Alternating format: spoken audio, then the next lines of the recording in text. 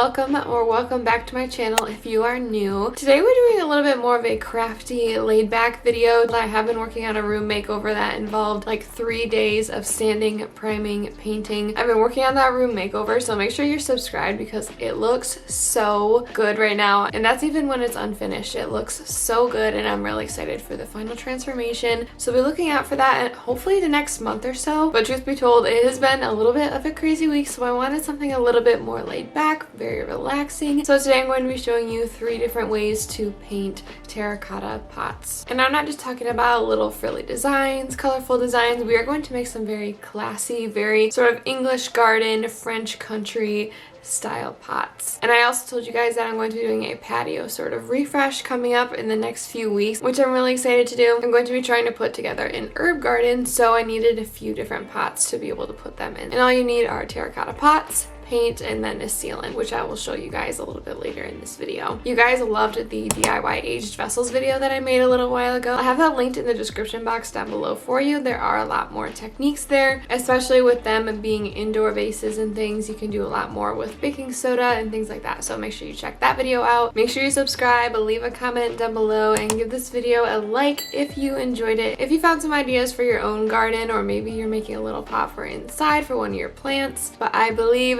that is everything. Let's go ahead and get started. So these are the pots that we're going to be starting with today. As you can see, mine are a little bit used. There's one that's a little bit newer. These are pots that I just found out in our garage. You can use new ones from the store. They're really inexpensive. I feel like you could also thrift some. I feel like you could also have a bunch of these laying around like myself. You can also use other ceramic pots. Just make sure you clean them off really well. It doesn't really look like it, but I did hose mine down and get all of the cobwebs and dirt off of them as much as I could, so that our paint would stick really well. So first I'm starting with my medium-sized pot, and this was the sort of inspiration that I wanted to go for on this one. Something very earthy. Looks like it's a little bit weathered. It's very light and neutral, has lots of brown and cream, and just has a very nice sort of neutral, warm feel to it. So that's exactly what I was going for with this one. So for all of these projects, I'm going to be using just a plain old acrylic paint. The great thing about terracotta pots like this is that the paint sort of just absorbs into it. It's a very raw material, and it really sticks to it very nicely. So the first color that I mixed was sort of the base color. I tried to match it to the picture as much as I could. It's just sort of a light, sort of warm brown tone. So I'm going to mix that up, as well as a little bit of a light sort of cream beige color, and then I also have a little bit of white and a darker brown on hand just in case I need it. So the first thing I'm going to do is start with our base color. I'm trying to get rid of that red color because you don't really see that in the inspiration picture. So I'm starting with that light brown sort of beige color. It has a little bit of gray in it as well. And for this specific pot, I'm going to be using the same paintbrush the whole entire time. It's probably about 1.5 inches to 1 inch wide, and it's nice and flat. It's like a detailed paintbrush, and that just makes it really easy to do this DIY project with the least amount of materials as possible. So I'm just going to give this a really good coat all the way around, and you'll also notice I'm not really worrying about the inside of the pot. I really just want to get a good coat all the way around the outside. That way our other colors will pop. And now I'm just taking a little bit of that light cream color. I'm dipping my brush in, dabbing it off a little bit, and then sort of dry brushing it on top. It gives that really nice weathered look. It also adds a little bit of visual texture, so from far away it looks like it's very rough and very bumpy, when in reality it's just a flat terracotta pot. And to start with, I sort of focus this color all around the top, and then I'm also going in with that tan color, a sort of more warm brown color. We're kind of bringing a few of those terracotta tones back, and I'm just sort of splotching them in different areas, putting a little bit down, adding a little bit of tan on top, and sort of mixing the colors. There's really no wrong way to do it. It really just depends on the look that you're going for. But the more brush strokes, the more texture you're going to get, and the more authentic it's really going to feel. So keep on moving the brush all around with different colors, mixing and matching, experimenting, and you'll eventually get to something that looks completely different from where we started. We have no more of those bright red terracotta tones. We have a very neutral, warm, and weathered pot, and I just love the way that this looks. It's very simple. It's very easy to do. It takes maybe 10 minutes tops to put together, and it doesn't take any skill at all. As long as you have a paintbrush and some paint, you can definitely do this DIY.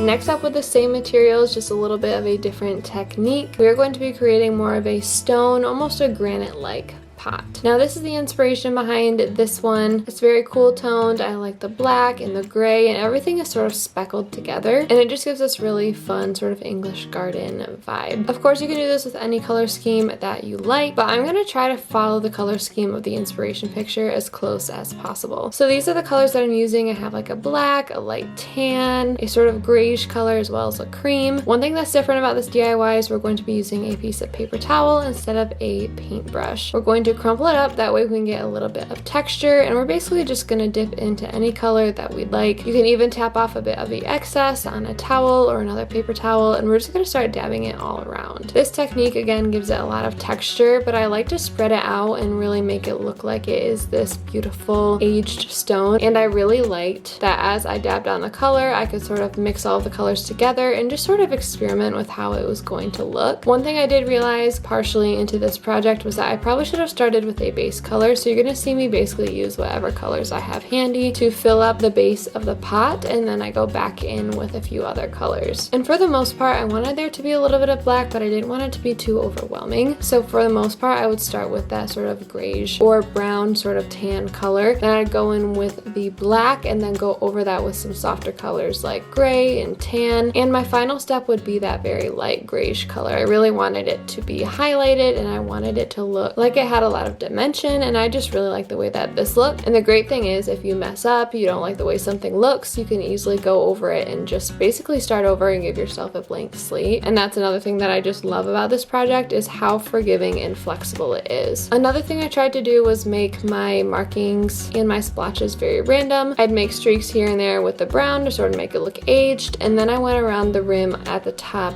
with some of those colors, knowing that I'm going to be putting herbs in here and that the dirt is going to cover up most of it. But this is how this one turned out. I feel like it looks so cool, and I love the visual texture that it has. All the different colors play so well together. I feel like it's a perfect mix of a warm and cool toned pot, and it just looks a lot different from the previous one, and I just love how simple it was to do.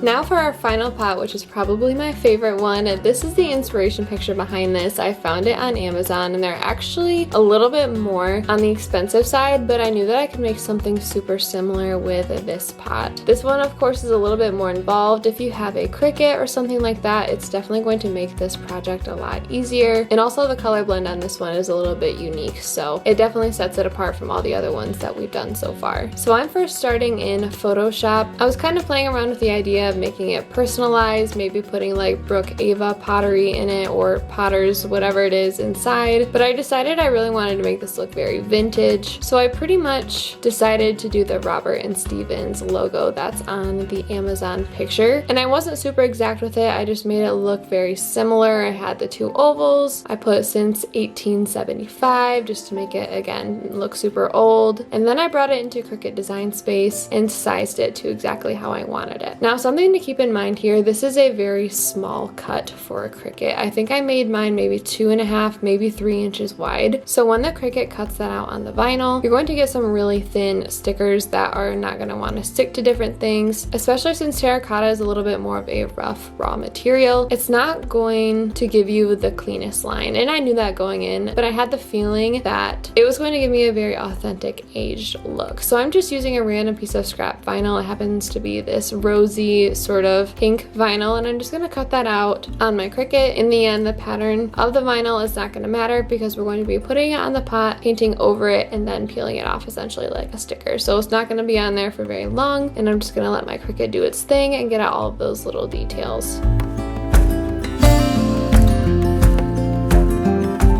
And you can sort of see it here in the reflection that it is cut out and it is ready to go. So now we're going to be weeding everything out. Like I said, this is very small. I knew that the lines weren't going to be perfect and all the letters weren't going to want to stay in place. But I first started with all the big shapes and very slowly worked my way around all the letters. And I just sort of roughly made sure that they were in their right places. They weren't upside down or anything like that. And another thing that I didn't even bother to do was take out the middles, like at the 2 circles in the 8 or anything anything like that, just because I knew everything was going to move around. And like I said, I didn't want these to be super crisp or clean anyway. So once I got that to a place that I was happy with, I decided to find a spot where I was going to put the decal, and I decided to put it over this sort of rusty looking surface just because that was the color that I wanted to come through. And as I said, because this is more of a rough material, it is a little bit harder to stick to it, but with a little bit of patience, I got everything to stick on there and made sure to go over it with my little hook and make sure that everything was stuck down and there are no large imperfections or anything that was largely misaligned with